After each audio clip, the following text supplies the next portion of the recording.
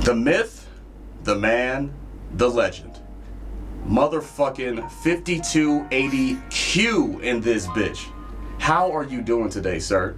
I'm doing pretty good today. About to go catch the Nuggets game, so, win this bet with my girl if they lose. Shit, that's gonna be a good time. But anyway, I don't know shit. Subtext. I see what you're saying. I don't know if I'm a myth or fucking a legend like that. I mean... No, I just like to give people some nice introductions, man. But hey, this could be the start of a legend. So this could be the very inception that takes your career to the next level. You know what I'm saying? Honestly, if my grandma asked me, so what do you do for a career on the camera? I'm like, honestly, I just talk shit. I just laugh and crack jokes with friends. Yeah, literally, yeah, I talk for a living. What does that mean? That's not a real career. I mean, that'd be a dope thing. Be like, look, it's like in a hall of talking shit and cracking jokes with friends. There's one man that stands above them all. At 5,280 feet. Q. Q. In theaters this summer. This time it's personal. They show like the credits and shit, like old man Q at the end of it all the time. I'm sitting in this old little chair just looking over the dock of the bay like I'm Otis Redding, some shit like that. And it's just like, who's playing old 5280 Qs? Michael B. Jordan. Yeah, the Michael B. Jordan of that era, right? I'm sitting there just like, yeah, came a long way. Lets his fishing reel goes into the fucking water and shit. Fishing reel, not roll. And then that'll be the only error because I fucking hate fishing. Yeah, I've actually only been fishing a few times. Whenever I see myself as an old man, I see myself as a guy rocking back and forth on the porch of my place. Got like a couple acres or something like that. And I got a shotgun right here next to the chair. Like with a do not trespass sign about 100 feet out. And just waiting for somebody to walk up. They'll walk up, their hands up, be like, yo, I was looking for KMT Raw, but it seemed like I found Cletus, man. You know what? I see you don't take kindly to my kind around here. I'm gonna go that way, dog. My bad. Who's asking? Nah, I came with the Raws and he hasn't been alive for some time. Oh, man. You found the wrong guy. Damn shame the world needed him. When the world needed him most, he disappeared from the world. And then the Fire Nation attacked. Okay, we're joking.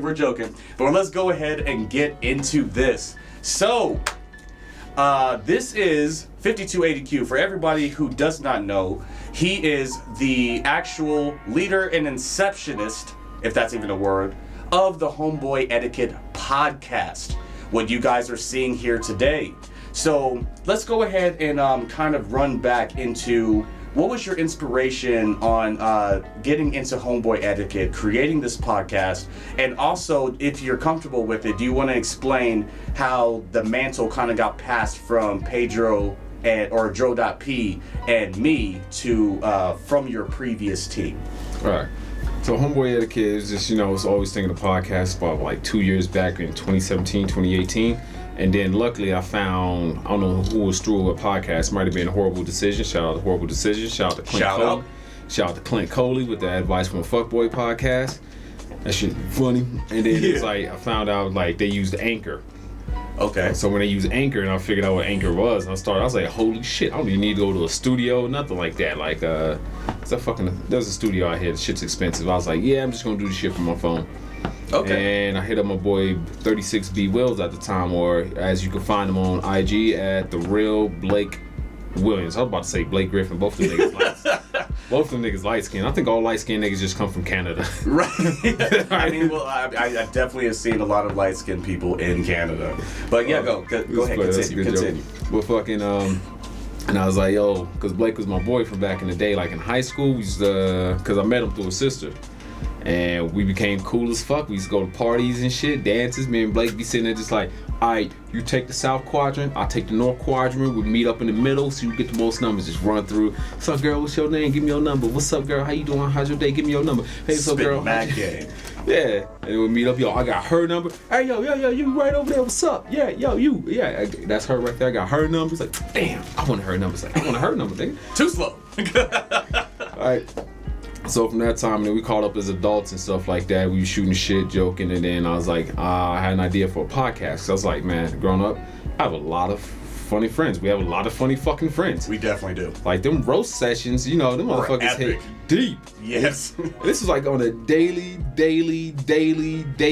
basis. It was like it was non-stop roast sessions. This shit picked up. It was like a to be continued on the previous episode of Roasting Motherfuckers. Right, like I knew for a fact anytime that I would show up and there was already the group assembled, that I'm getting roasted. Like, if there's already the group there, like if you're trickling in at the beginning, like you guys may be talking shit, but if there's already a group and they're already going, as soon as you walk in the door, it's like, oh, look at this face ass, head ass, stupid ass nigga, oh, like, and then and then we just go in a circle. It's just like, well, that's why you're fat, and that's why your shoes ain't shit, and that's why you just lost your job, and that's why, like just it was rough, bro. Like, but we learned how to talk shit with the best of them. We sharpened each other's skills. Shit, them roast sessions was fucking just damn. When you was getting it, you had no rebuttal. The only thing you do is just like, yeah, you right, man. Yeah, you right. Yeah, man, fuck you. Yeah, that's literally all you can do. You're just like, I got nothing. But go ahead and continue. We kind of segue, but continue into more of the beginning of the Homeboy Etiquette podcast. All right, so basically, fast forward is basically just had a bunch of funny friends. I caught up with my boy at 36B Wills was his former handle, but you can hit him up at the real Blake. I keep wanting to say Blake Williams. I keep wanting to say Griffin like a motherfucker. Goddamn. Yeah, it just rolls off the tongue, man. It's so ingrained. Shout out to Blake Griffin doing his thing over there in the Nets. You know, I wish you would have done better with the Pistons, but I don't know what the fuck the Pistons' problems is. Yeah. Shout out to Detroit. But that was D-Town. It was shit. So with Blake, and then he had a homeboy. He's like, yeah. I was like, we need another host for the podcast. And so, because it'd be better with 3 instead of just 2. Maybe 4 is too much, but 3 is like perfect for some reason. 3 has a good energy behind it. Like, if you have too many people talking that aren't guests, then it kind of gets convoluted. Mm-hmm. From what I've seen. It's like a nice bouncing thing. It's like, you get the rock, chest pass, bounce pass, chest pass, bounce pass. All right, so he has his boy at Don't At Me, Reggie. If you can't find him, I don't even know why you looking. Stop trying. I see you on your Google Maps right now, dog. You can't. That used to be his handle. That shit was just funny as shit when Reggie did it. Oh yeah. So shout out to Reggie, and we started off with that. It was like a good idea. We did it for like a weekly basis, but we were still having equipment problems, which means it was my fault because I was fucking. Like, we used to record it from a laptop, shit didn't record, it didn't get deleted or something like that, or corrupted. Oh, no. And eventually, I say that one fell due to my fuck-ups on the equipment side of it all. The equipment side, I should have handled all that better. And then, after enough time, it just, we stopped doing the podcast because we just had scheduling conflicts. Okay. But over the years, I had it in my mind, and then, shit. At the end up, Dro came home, and that's how the second iteration came.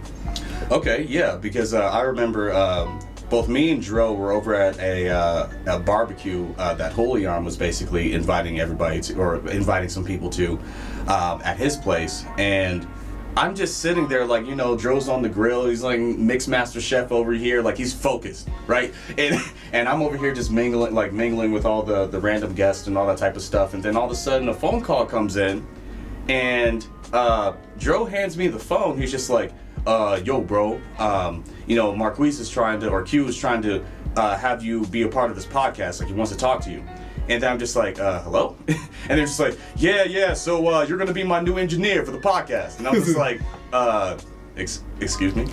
So he's just like, yeah, Dro already told me about, how you have, the studio and all type of stuff, and I want you to be the engineer of the new iteration of the podcast. I used to have some other people here, but that kind of dissolved, but I'm going to keep it going with you and Dro. And I'm just like, sure, yeah, all right, yeah, I guess I could do that. And that's how I kind of got funneled in there. So here we are, already expanding from the audio version to the video version, and it's and honestly, I see really good things coming out of this. So I'm very confident in our direction, but of course, with every business, we're just gonna need to keep giving you guys consistent content, which we plan to do. By the way, hit that like button, hit that follow button, subscribe to the channel, share with anybody you know who might like this type of content. Okay, so segueing off of that, you also are not just a podcast starter, but you are a rapper. Do you want to kind of go into how you got into rap, how long you've been doing rap, what are your favorite projects, like, but we'll take one subject at a time, like, how long have you been rapping? How long did I start rapping? I started rapping just really based off of, I used to read a lot as a kid. I read like poetry now. I don't know. Right. I remember listening to music as a kid, like driving around, how I got to know the city of Denver like the back of my hand. It's like how I got to know like at least Detroit within a certain area like the back of my hand, because my mom was here, my pops was there. And my mom, it was funny, she'd be over here and she'd be like listening to Rough Riders. Just straight Rough Riders anthem. I'm talking like, yo, DMX, Drag-On, fucking Eve. So in my opinion, yo, Eve still my favorite female rapper of all goddamn time. Okay. It's like, I don't even know you when I hate you. See, all I know is that my girlfriend used to date you. I was like, Eve was raw. Fuck nah, Eve, fuck that. Look, man, here's my top. It goes Eve, Remy. Ooh, fucking Rhapsody's cold as fuck. Rhapsody's cold as fuck. There's a lot of dope ass female rap artists out there. Like one of the songs I listen to now is from back in the day that I love was this chick named Leaf, like Leaf, and it's called Money. That shit was cold as fuck. And the song that I consistently gets stuck in my fucking head every goddamn morning when I'm at work is damn Cardi B's Up. Cardi B's Up. I mean Cardi B's got some hits, bro. She's got some hits. You got to admit it. I fucking love Cardi B. Cardi B music, like I lost my shit when I was in the club, and all of a sudden you hear that dun dun dun dun dun dun dun. I forgot how this shit goes. I'm sitting there listening to it. It's just like that sound, and you can't fuck with me even if you wanted to. I was like, oh shit! I'm in the club. I was like, these is red bottoms. These is bloody shoes. I was wilding like, yo, man, fuck that. Yo, but anyways, back to like I have a love for rap. I have a love for music in general because I'm also like I love punk rock. But like when it comes down to rap, I listen to rap since a kid. Like I got stories of when I first remember songs, like when I was in Detroit. First time I ever heard Outkast, Elevators, it was me, my pops, my cousin, my pop's friend, and my dad was doing something. He was just hanging out with his friends or something like that. And then me and my cousin was there, so we just hung out in the kids' room and everything, being kids. But we just sitting there driving, all of a sudden you hear that I forgot how it goes. It's like, me and you, yo mama and yo. I think it was like an old tan fucking Honda Accord that we were in, my grandfather's old car. Right. Rolling down the strip on Vogues, coming up slamming Cadillac doors. Like I remember hearing that shit for the first time. That shit was cold as fuck. Oh hell yeah. But shit, my bad. Like how I really started off rapping was just through poetry. Cause I read a lot as a kid. My grandmother made sure I could read, so I wanted to let Nana know that your grandson has read a shit ton of books. Just out of them. And I started writing poetry, right? And then when I got to middle school years, when I came back from Detroit, shit was just kind of, rough and hectic at home. And needed outlet. I started off with poetry because, you like the girl. I seen it in movies. I was like, write a girl a poem if you like it. I was like, here you go, Clara. I wrote you a poem. No, bro, like I hope I can be your boy. Like, you did the same thing as me, and like it's actually kind of ironic that you're from Detroit too, because that's where I was born. I was like mainly like spent most of my life in Denver, but like my adolescence and my elementary years I spent in Detroit. So like from age 4, a little in between here and there, but age 4 to 11. How young were you when you actually started going through these issues that you were saying that like you need an outlet for how you were feeling? Like about how young were you when you truly started writing seriously? I started writing seriously, I think it was about, it had to be like 6th grade going to 7th grade years when it really started, because that's when me and my cousin Carson, shout out to my cousin Carson, my Uncle Jazz, because he bought us all the equipment and stuff like that. He was the guy who used to play our shit too. Yeah. It's like that Jay-Z line when he says, he played that shit for his uncle. He says all he did was just nod his head. That's all he needed to hear. All he needed to see was his uncle just nod his head. He's like, nigga, I'm in that shit. Right. So for us, it was like when my uncle, he came in, he heard that shit. He's like, all right. This what you doing, grandson? It's not my grandpa, it's my uncle. Oh, your uncle. This what you doing, nephew? Yeah.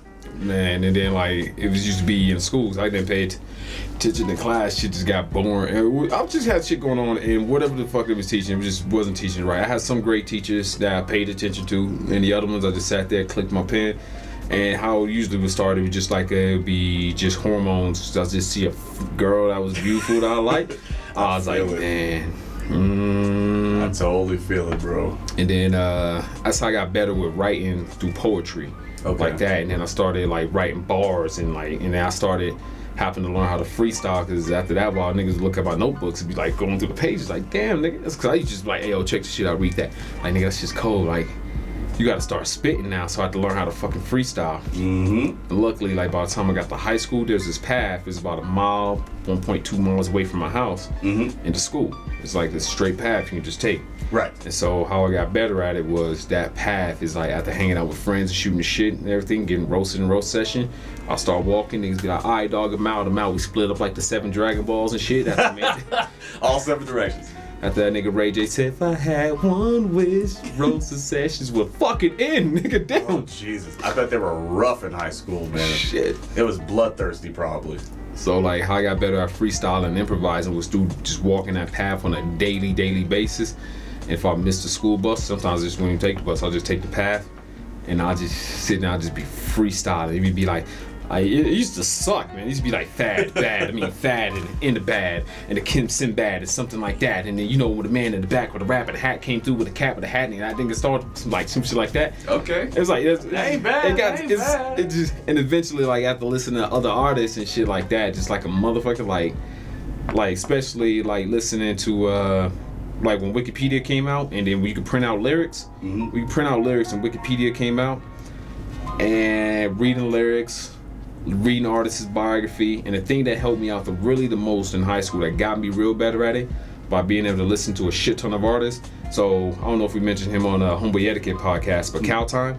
Yeah, we have mentioned him. We shouted him out, gave his Instagram handle, everything. Yeah. So Cal Time, Caotime. He's shout out artist, and then my brother George. Like George had, between George and Cal, they had their iPods, right? Right. And they had like a shit ton of music. Like George had his own, and then he had all the shit. George was a Yin Yang fan. And so if you driving in Denver, you'll see fucking Mexican dude bumping, "Ha! Every time I make you mad," and he rolled down the window, looks like a Mexican cat. Yeah, that's my brother George. Oh, bet. Probably him. Yeah, more than likely. Like I nobody's gonna be bumping that except for him. Want you talking to me? All right, everybody, fast forward. So Cal, you know, music collection was just fucking massive, just CDs. I had CDs, everybody had CDs, and one day everybody got together.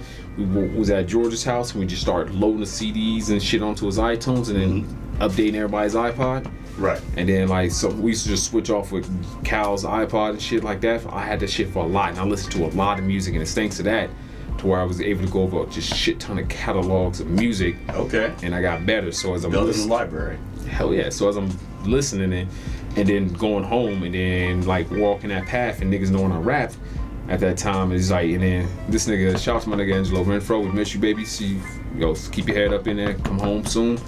And shit, we got you. Shout out.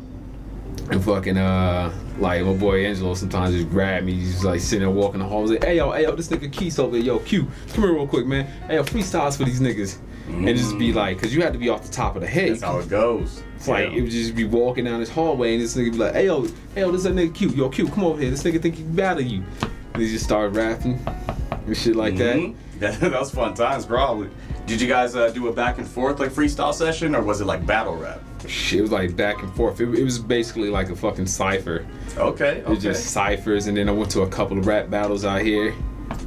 This nigga named ITEP, I think his name was ITEP. I got far to one of the rap battles, and then I lost in the semifinals, like the semifinals to this dude named ITEP, who's like this dude, was I like 15 at the time? And he was like in his fucking mid-20s. I was like, shit, I held bars. I held up with him, but he was better at the time, so I was like, cool. Right. Yeah, he was just a little more seasoned, you know? And like, you may have had some good bars, but there's something about that stage presence that really makes a difference in battle rap.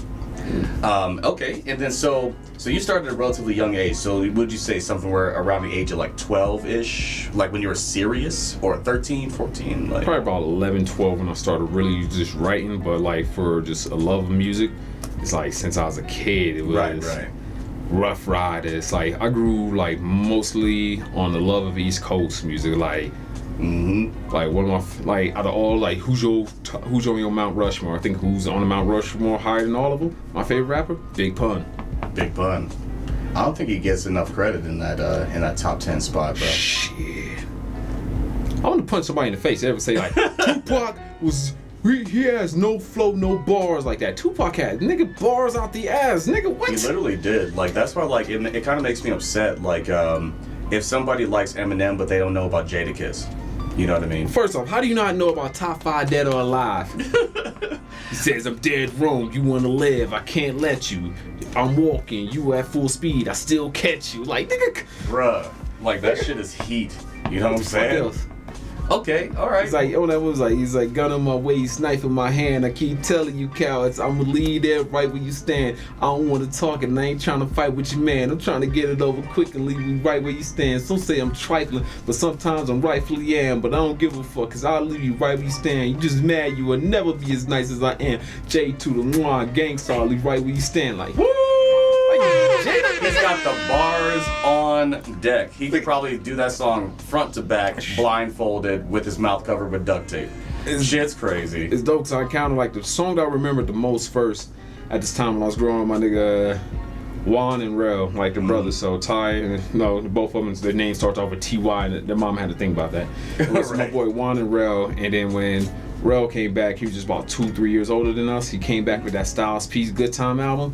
And all of a sudden, every day I need 1.5 ounces. SP, the only flow that you know, with 1.5 ounces. Listen, kid, I need a mountain of cash so I can roll up, hop in the whip, and like bounce to the aff. I get high cause I'm in the hood, the guns is around. It take a blunt just to ease the pain and humble me down. Like, nigga. And then shit.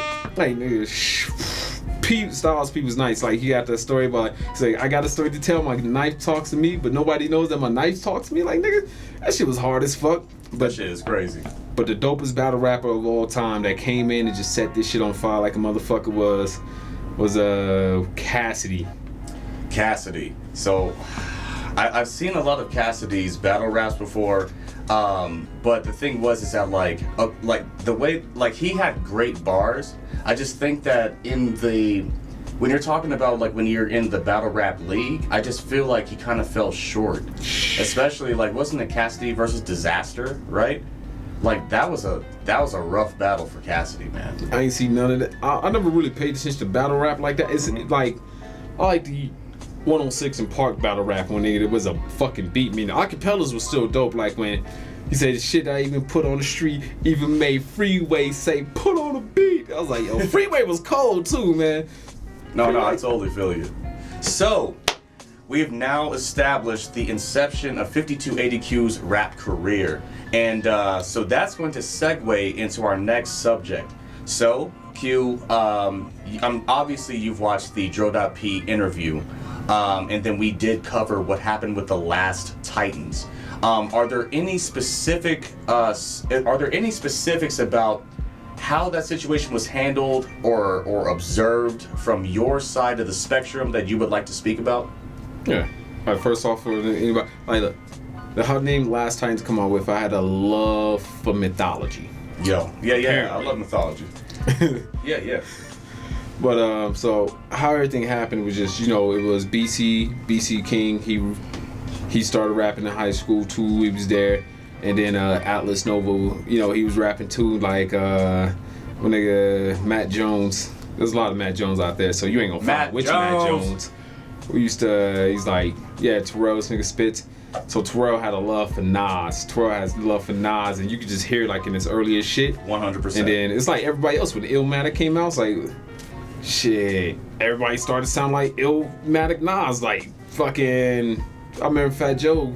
Even like that Flow Joe period when he started sounding like Nas. That first album with Fat Joe, that shit was a copycat. Shit was garbage, Joe. Don't you ever do that shit again. 4K. But like Eminem even had that influence on like his first album, Infinite.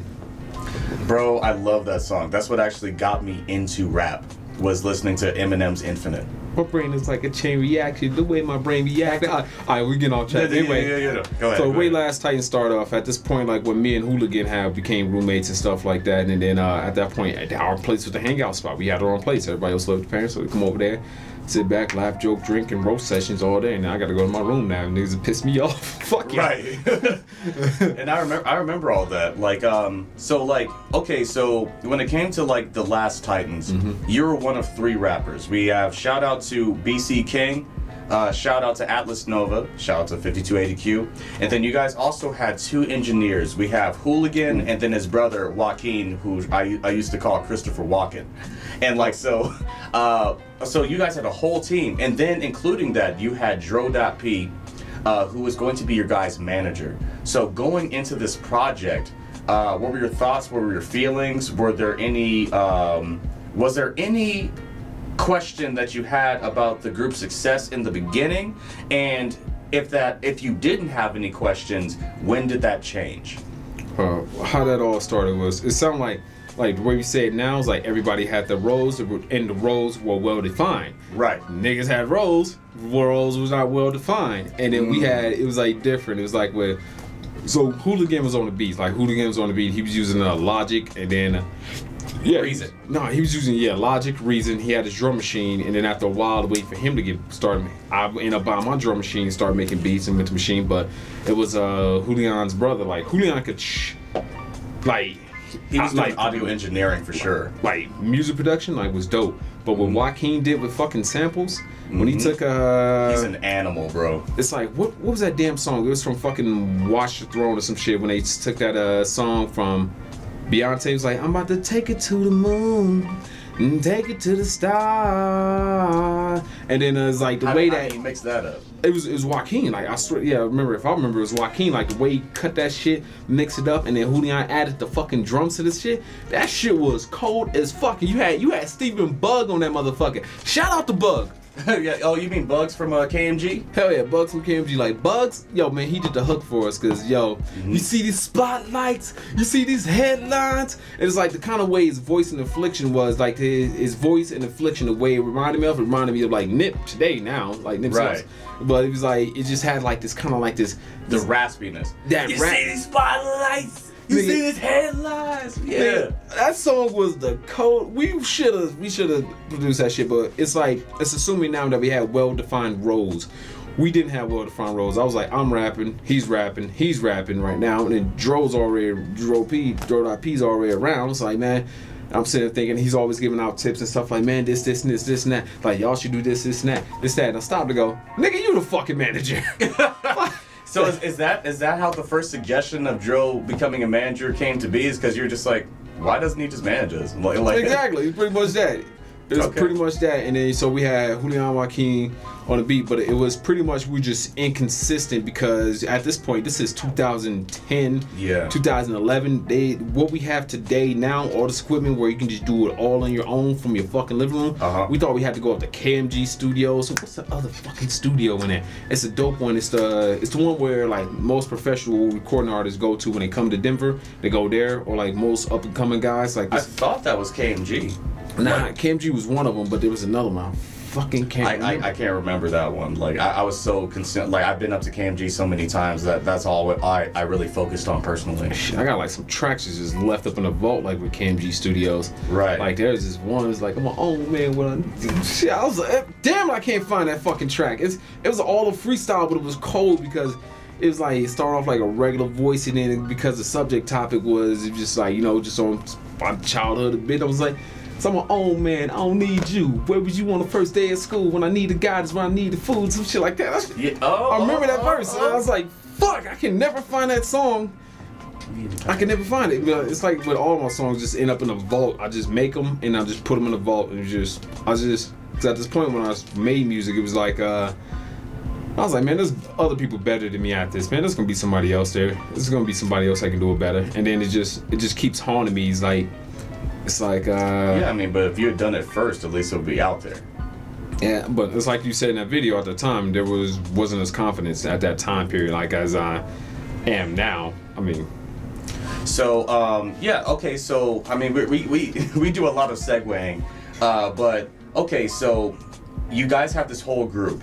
You're a part of the group. You're saying that you guys had clear defined roles. We did not have clear defined roles. Well, it seemed as though you did. It was like you manage. You rap, you make beats. It seemed like that, but it was just Okay, well, we did have roles, but it was just more of putting all that shit together and getting all the motherfuckers on the same damn page. How easy and simple it should have been, you set up the equipment, you make the beat, you tell the niggas to get their ass here, you write your verses, one of y'all niggas write the hook, if not, call Steven Bug, and then put that shit together. We had developed a formula. It went like, I started it off, and then at that point there was a hook, and then it was either Corey, it was either BC or Atlas Nova that finished it off. Right, understandable. Okay, so what was the day where you started to get the feeling or start to know that things weren't going well? Things were chaotic. It's like literally like you guys said in the dro.p interview, it was like fly by night. It was just fly by night. It was pretty much immediately. It wasn't like you guys didn't have like a clear plan. We came together. We was like, all right. It's like Corey, you know what I mean? Me and like BC and then Atlas was like, I was looking at them. They looked at me. It was like, all right, last Titans on 3. 1, 2, 4. Okay, 1, 2. What are we doing? And it was like the way we worked at pretty much a pace of how did Hooligan make the beats? Like how often did Hooligan make the beats? He made beats, started them off, and then I started making beats, and then we was there making all that stuff, and then what we did make while we were there, it was just because we just happened to be in the same place at the same time. And then when we got older, everybody split their separate ways, and it's like everybody went and did their own thing. It was just like, all right, so we were a group just based on we were in the same environment. Proximity. Because me and Hooligan had the spot, everybody else said, we can drink here, smoke here, extracurriculars there, and fucking that was it. Okay, well, that's definitely given some more insight because this is a completely different version of the story than how Pedro saw it, which he did explain that like he was looking at things a lot differently than you guys were. And I was also a third party from even Pedro and you guys, where I was just like, okay, well, I see something coming together, but I didn't understand the inner workings. But we're just about out of time for today's video. Go ahead and give your handles. All right, well, only thing you can find me on right now is the gram at the 5280Q. The 5280Q is how you pronounce that. And shit, shout out to KMT Raw, shout out to dro.p, shout out to Atlas Novus. He's still out there. BC King. A lot of people that came a long way, and shout out to, of course, the real Blake Griff. God damn it, Blake! I fuck his name. Williams. The real Blake Williams and my boy Don't At Me Reggie. All right, man. So we're gonna get them two here eventually for the Homeboy Etiquette segment. That way, just get together as a collective, and then we're gonna be doing just things in the future. I'm not gonna say big things like this shit's about to be fucking magnanimous. Is that the word? Magnanimous. Magnanimous, that's the word. I was gonna say enormous or some shit, but it'll grow as it grows, and we'll do as it do. And we like to thank y'all for listening to this. It's the Homeboy Etiquette podcast. Main man 5280Q. Hey, and for everybody who doesn't know, yes, so shout out to 5280Q for coming through to the podcast. Or the interview session, and you can find me at KMT_THE_RA on Instagram. You can find me on Facebook at facebook.com/KMT Productions, and you can find me on Twitter at the same place, KMT Productions. This was a great interview. We're definitely going to have to do a part 2 because there's a lot more to be said. You want to get something in? I just want to get one more thing out there. So when we had to do the photo shoot, I'd like to give a shout out to Dre Dotty, DREDOTTY. We'll be seeing you soon. Book a session for the photography and everything like that. All right, you guys like, share, and subscribe, and we will see you. Homeboy Etiquette, we're out in this bitch. Peace.